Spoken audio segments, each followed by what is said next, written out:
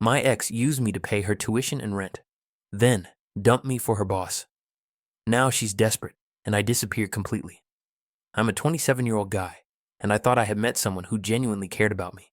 I've always been the kind of person who plans ahead, saves up for the future, and tries to balance work with a little bit of a social life. I was proud of the life I was building. Steady job, small apartment, a few close friends, and dreams of one day traveling without worrying about bills. I never expected that meeting Emily would change how I looked at love, trust, and the kind of heartbreak that sneaks in slowly, unnoticed. Emily was everything that caught my attention immediately.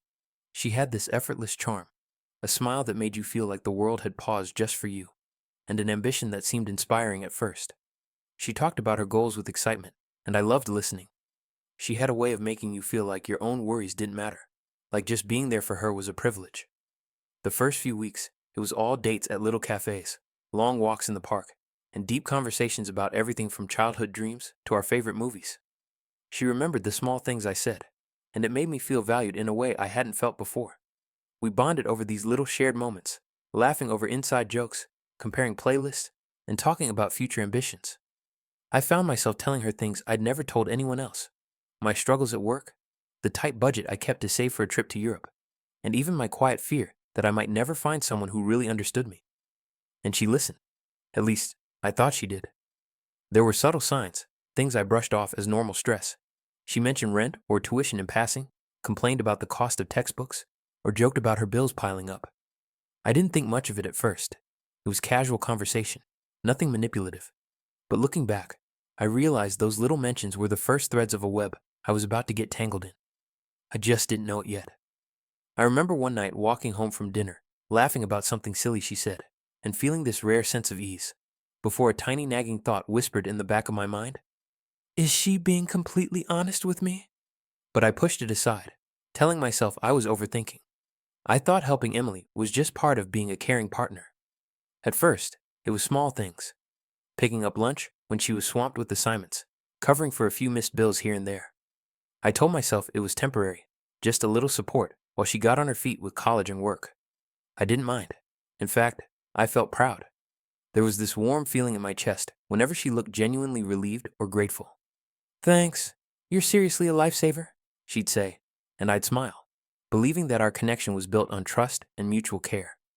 It didn't take long before these little gestures turned into bigger sacrifices.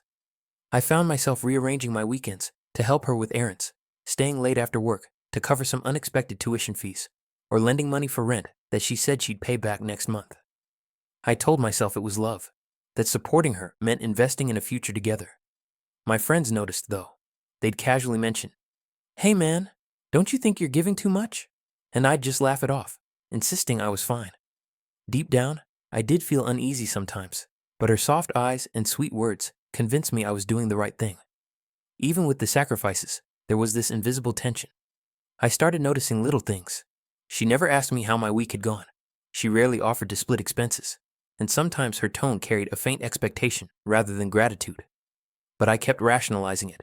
I told myself she was stressed with school, that she had a lot on her plate, and that being patient was part of loving someone. I wanted to believe in her, in us. Late at night, lying in bed, I'd think about all the money I'd spent, the hours I'd given up, and the little joys I'd skipped. And yet, when I pictured her smile or her excitement when something went right in her life, I felt like it was worth it. I wasn't naive. I knew relationships took effort, but a small voice in my head started asking, "Am I being used?" I quickly silenced it. After all, love required trust, right? One evening, she called me frantic about a last-minute tuition fee. I promised I'd help, but that night, as I counted out the cash, I felt a tiny twist of worry I couldn't shake. Was I supporting her, or just funding her life without really knowing it? The thought lingered, quiet but persistent, as I drifted to sleep. By the third month, helping Emily had become a routine. It wasn't just the occasional lunch or a missed bill anymore. She was depending on me for practically everything. Tuition, rent, groceries, even small daily expenses started falling on my shoulders. At first, I told myself it was fine. She was just stressed, and I loved her. There was a sense of pride in knowing I could support someone I cared about so deeply. I convinced myself it was temporary, a stepping stone toward something bigger for both of us. The thing was, I didn't notice how much I had started giving up. Weekends vanished, my own savings dwindled, and I was constantly juggling work and helping her. I skipped dinners with friends, postponed my small personal goals, and even cut down on hobbies I loved, all to make sure she didn't struggle. And every time she looked relieved or hugged me tight, saying, "I don't know what I'd do without you," I felt like I was doing something meaningful, like I was a hero in her story. But cracks started showing. I began noticing her casual nonchalance about the things I paid for. Sometimes she'd complain about being tired or stressed and make small jokes about how lucky she was to have me covering her bills. I wanted to laugh it off, to tell myself it was just humor. But the way she said it stung more than I cared to admit. My friends started asking pointed questions. "Are you sure she even appreciates you?" I'd shrug, insisting everything was fine, though deep down, doubt had started to creep in. I also started catching tiny inconsistencies in her stories about money. She'd tell me she was short on rent, but had coffee dates or movie outings I didn't know about. I tried not to read too much into it. She was young, I told myself, just balancing a lot. But a gnawing feeling started building inside me, a mix of unease and guilt, like maybe I was overstepping. One late night, I remember sitting on my couch, bills and tuition reminders scattered around me, and realizing I'd spent more than half my savings in just a few months. I wasn't angry yet, not really, but I couldn't shake the tiny whisper in my head. Am I just funding her life without her ever really noticing me? The thought settled heavy, like a shadow over the happiness I'd felt just weeks before. By the fourth month, the subtle cracks I'd been ignoring were becoming impossible to dismiss. Little things started adding up, tiny inconsistencies in Emily's stories about money, errands, and school. She'd mention being broke for rent, then casually brag about a new outfit or a night out with friends. At first, I tried to rationalize it. Maybe she found a way to treat herself as a reward for her hard work, but the unease in my chest wouldn't go away, no matter how hard I tried to convince myself I was overthinking. It wasn't just money anymore, it was behavior. She was sweet and loving one moment, distant and dismissive the next. Sometimes she'd cancel plans at the last minute, or brush off my attempts to hang out, claiming she was too stressed. I remember asking one night, "Hey, are you okay? You've seemed off lately." She smiled softly, put her hand on mine, and said, "I'm fine, really. Just tired, you know? Thanks for being there." I wanted to believe her, but a tiny voice whispered that something wasn't right. Friends started noticing too. "Dude, she's taking advantage of you," one of them said casually over coffee. "You're bending over backward, and she barely notices." I laughed nervously, saying, "Nah, she's just stressed with school." But their words lingered, planting seeds of doubt I couldn't shake. I loved Emily, and love made it easy to ignore warning signs. Then there were the messages I saw by accident, her phone lighting up with texts from her boss. Nothing explicit at first, just friendly, casual messages about projects or deadlines. Still, something about the way she responded, a little too eagerly, set off alarms in my head. I forced myself to brush it off, telling myself it was innocent. But a small part of me began wondering, is she hiding something? That night, as I lay awake listening to the hum of my apartment, I couldn't stop replaying little moments from the past weeks. The excuses, the subtle lies, the unspoken tension between us. They were like puzzle pieces I hadn't wanted to see fit together. And then, almost like a whisper from the future, the thought hit me. Something's coming. I just don't know what yet. The unease settled in my chest, heavy and unrelenting, as sleep finally pulled me under. By now, our relationship had become this strange emotional tug of war. Emily could be warm and affectionate one moment, texting me sweet, thank you messages for helping with bills, and the next, she'd be distant, preoccupied, or curt, as if I had somehow done something wrong simply by existing. I found myself constantly on edge, analyzing every word, every tone, every glance. Part of me wanted to believe it was just stress from school, from rent, from life in general. But another part, a quieter part I tried to ignore, was starting to suspect something else entirely. I remember one evening sitting across from her at a small diner, watching her scroll through her phone, laughing at something I couldn't see. I forced a smile and asked, "Everything okay?" She looked up, smiled softly, and said, "Yeah, just chatting with a friend. Don't worry about it." I nodded, but my gut twisted. Something about her tone, the way she didn't meet my eyes, felt off. I tried to shake it, telling myself I was imagining things. Love, I reminded myself, wasn't about constant suspicion. Friends had begun to voice their concerns more directly now. "You've given her so much, man. Are you sure she even cares?" one of them asked over lunch. I waved it off, saying, "Of course she cares. She just has a lot going on right now." But the worry had begun to nestle itself deep in my chest, persistent and unwelcome. At night, I'd lie awake, replaying every interaction, wondering if I was blind or naive. The sacrifices I'd made, missed weekends, money lent, sleepless nights, felt heavier as I questioned whether any of it had been truly appreciated. And yet, whenever Emily smiled at me or said something sweet, a flicker of hope would return. I wanted so badly to trust her, to believe in the US I thought we were building. Then one night, she didn't answer my texts for hours. When she finally did, her explanation was vague. "I had to focus on a project. Sorry." Something about it didn't sit right, though I couldn't pinpoint why. My chest tightened with a mixture of worry and frustration. Little did I know, that vague excuse was only the beginning, a tiny crack before the foundation of everything I thought I knew began to crumble. I'll never forget the night I found out the truth. I had come home from work exhausted, scrolling through my phone to unwind, when a notification popped up. Emily had sent a message to someone on a platform I didn't usually check. Curiosity, that dangerous little thing, got the better of me. I opened it, and my heart sank faster than I could even process. The messages weren't innocent. They were flirtatious, intimate, and unmistakably between her and her boss. The girl I trusted, the one I had sacrificed so much for, had been hiding something massive from me all along. I felt like the floor had been ripped out from under me. My hand shook, my stomach twisted, and I couldn't breathe. I stared at the screen in disbelief, replaying the past months in my mind. Every bill I covered, every late night I spent helping her, every sacrifice I'd made. It all felt like a lie. I wanted to scream, to throw my phone across the room, but I couldn't even move. I was frozen, caught between disbelief and a growing, searing anger.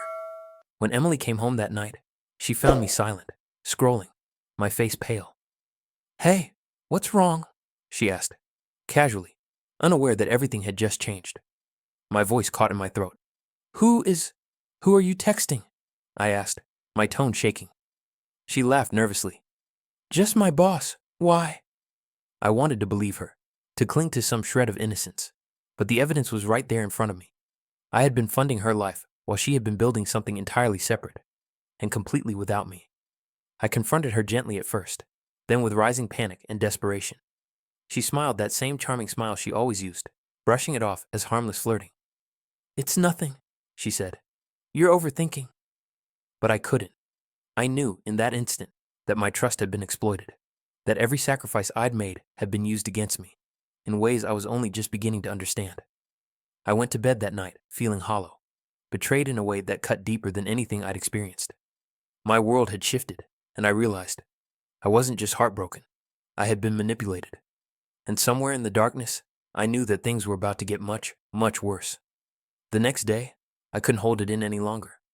I needed answers, needed some kind of closure, or at least honesty. I remember standing in her apartment, my fists clenched, heart pounding so hard I thought she could hear it. "Emily, I saw the messages," I said, my voice low but trembling. Her face didn't change at first, just that practiced, calm smile she always wore. Then came the excuses, the deflections, the guilt-tripping that I had seen in movies but never experienced firsthand. "It's not what it looks like," she said, brushing a strand of hair behind her ear, as if her nonchalance would erase the proof on my phone. "We're just talking. You're imagining things." But I knew it wasn't imagination. Every late night I'd spent covering bills, every time I put her needs before my own, had been feeding this secret. I tried to keep my composure, to ask calmly why she never told me, but her eyes avoided mine. There was no remorse, only that faint flicker of defensiveness and self-preservation I had glimpsed in tiny moments before. I couldn't understand it. "So everything, the rent, tuition, all the help I gave you, was just for you to see him?" My voice broke halfway, disbelief and anger mingling. She sighed dramatically. "You don't get it. I'm just trying to make my life better." Her words hit me like a punch I didn't see coming. She wasn't apologetic, wasn't even ashamed. She was proud of what she had done, at least in her own mind. Friends' warnings came rushing back. "He's using you." I wished I had listened sooner, but standing there, seeing her eyes flicker between guilt and entitlement, I felt trapped in this surreal nightmare. I loved her once. I believed in us. And now everything had been shattered. I left that night in a daze, walking the streets alone, replaying every detail, every little lie I had ignored. My chest ached with betrayal, my mind racing with anger, humiliation, and heartbreak. And yet, deep down, a spark of determination flickered. I wasn't going to let this destroy me. But what I didn't know yet was just how far this manipulation would push me before I could finally reclaim control. By the time the following week rolled around, I felt completely hollow. I had given everything: money, time, trust, emotional energy. And yet, it wasn't enough to keep her faithful. I couldn't eat properly, sleep properly, or focus at work. Every time my phone buzzed, I flinched, half expecting another lie or excuse. Nights were the worst. I'd lie in bed staring at the ceiling, replaying her messages, her excuses, her smiles, and feel this unbearable mix of anger, shame, and grief. I remember walking past the little cafe where we had shared our first date. I thought about all the laughter, all the moments I had cherished, and the cruel twist that they had been built on deception. It wasn't just heartbreak. It was a deep, gnawing despair, the kind that makes you question your judgment, your worth, even your ability to trust again. I couldn't tell anyone, because how could I explain the humiliation? How could I admit that I had been used, manipulated, and discarded by someone I loved so fully? Emily didn't even seem fazed. She continued her life as though nothing had happened, posting pictures, talking about her boss, oblivious or indifferent to the wreckage she had left behind. The betrayal hit harder with every glimpse of her seeming happiness. Friends tried to reach out, but I pushed them away. I didn't want to talk. I didn't want pity. I wanted her to understand the weight of what she had done. But more than that, I wanted my own sanity back. The culmination of exhaustion, heartbreak, and humiliation left me standing on the edge of giving up entirely. I couldn't focus at work. I was irritable, short-tempered, constantly questioning every decision I had made. I felt utterly powerless, stripped of dignity, and trapped in a cycle of betrayal and self-blame. That night, as I sat alone in my apartment, staring at the dim city lights outside my window, I realized I was at rock bottom. Every ounce of trust and love I had given had been exploited. And somewhere deep in that despair, a quiet, simmering thought began to form. I need to disappear. I need to take control, even if it means cutting her out completely. The thought was terrifying, but it was the only spark of hope in a sea of devastation. Something inside me snapped after that night. I woke up the next morning and realized I couldn't keep living like this, chained to the memory of someone who never truly cared. For weeks, I'd been spiraling, begging for explanations, replaying her lies, and drowning in guilt. But now, all I felt was numb clarity. I didn't want revenge, not yet. I wanted peace. And the only way to get that was to vanish from her world completely. I started small. I stopped replying to her texts immediately, letting the silence stretch longer each time. Then I blocked her number, deleted our photos, and removed her from every social media account. My chest felt tight doing it, like I was erasing a piece of my life. But with each click, I could breathe a little easier. She didn't take it well, of course. The messages started flooding in from unknown numbers, desperate and pleading. Please talk to me. You're overreacting. I didn't mean to hurt you. But it was too late. Her words no longer had power over me. At work, I kept my head down and focused.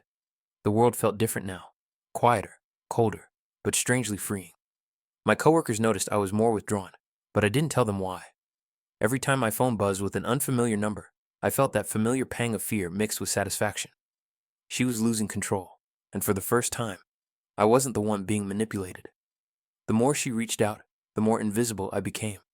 I changed my routines, took a new route to work, even started going to a different gym. She couldn't find me anymore. No more texts, no more guilt trips, no more, you owe me. I had disappeared completely from the version of her life where I existed only as her safety net. One night, I sat in my dark apartment with no messages, no calls, just silence. It felt strange, like mourning the ghost of a person I used to be. But beneath the grief, something else stirred.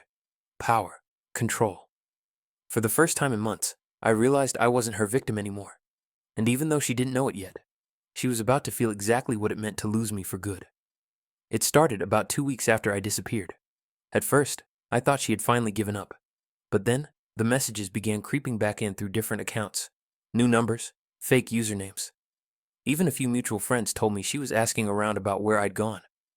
She says she just wants to talk, one friend said, cautiously. But I knew better. She didn't want to talk. She wanted control again. I ignored everything, but her desperation grew louder.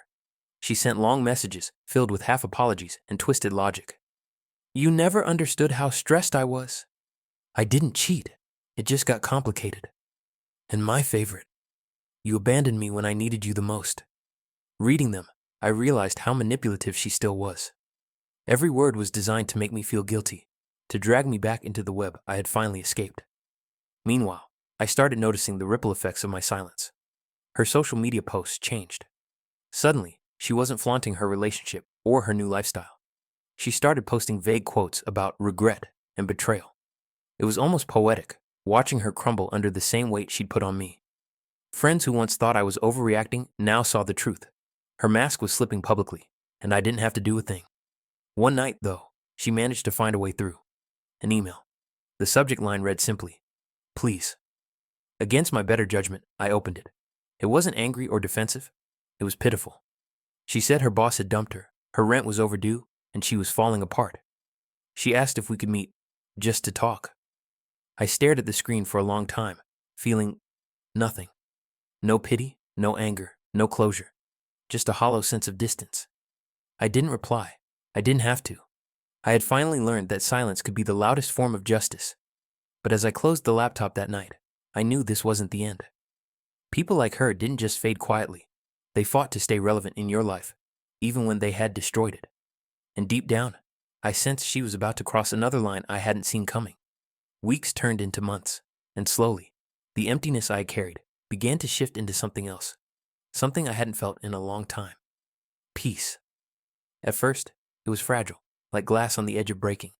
But each day without her manipulations, without her lies, strengthened it. I started focusing on myself again. The parts of me I had neglected while trying to prop up someone else's life. I reconnected with friends, picked up hobbies I had shelved, and even started saving toward a trip I'd always dreamed of. For the first time in a long while, I was living for me. The more I healed, the clearer things became. I realized that her betrayal wasn't about me. It was about her need to control, to use, to take without giving back. I began journaling my experiences, pouring all the pain, anger, and humiliation onto paper. It was cathartic, almost like exorcising her presence from my mind. Slowly, I started to reclaim the trust I had lost in myself. The belief that my kindness and generosity didn't make me weak, only human. There were moments when memories hit hard, when a song on the radio or a phrase she used would trigger a flash of rage or sadness. But instead of letting it control me, I let it fuel my growth. I realized I had survived manipulation, heartbreak, and betrayal, and that made me stronger. I even laughed at some of the memories, incredulous at how I had been pulled into a web that, in hindsight, was obvious from the first subtle red flags. I reflected often on the lessons. Boundaries aren't cruel. They're necessary. Love without respect is dangerous. Trust is precious, and some people aren't worthy of it, no matter how charming they appear. And most importantly, sometimes the only closure you need is the one you give yourself. One night, sitting on my balcony and feeling the cool breeze on my face, I thought about Emily. She would always be a part of my story, but she no longer had power over my future. The air smelled faintly of rain, clean and freeing, and for the first time in months, I smiled without guilt or regret. I had survived, and for the first time, I felt truly alive. By now, life had taken on a new rhythm, one entirely my own. I had rebuilt my routines, reconnected with friends, and started investing in myself, both financially and emotionally. I traveled a little, indulged in hobbies I had set aside, and even pursued opportunities I'd been hesitant about before. For the first time, I realized that my worth wasn't tied to anyone else's validation.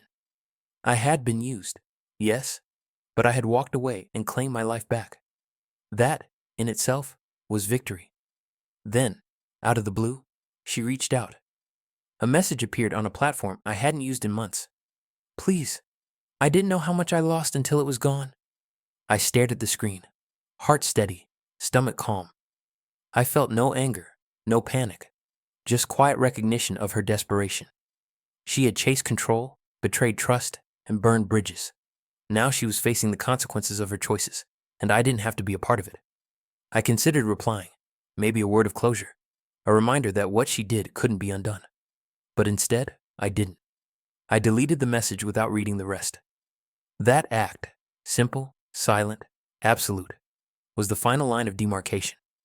I had disappeared from her life completely, not in anger, but in self-preservation and empowerment. The girl who once manipulated, lied, and used me now existed only as a memory. Sitting in my apartment that night, the city lights shimmering in the distance, I reflected on everything I had endured. Betrayal, heartbreak, manipulation. They had all left scars, but they had also forged strength I didn't know I possessed. I realized that the only true revenge, the only form of justice I needed, was living well, thriving, and never letting someone like her back into my world. Some people enter your life disguised as love, only to teach you lessons about trust, boundaries, and your own resilience. Emily had been mine, and now, finally, I was free. I felt whole, empowered, and untouchable, knowing I had survived the storm and emerged stronger on the other side. And that, more than anything, was the ending I deserved.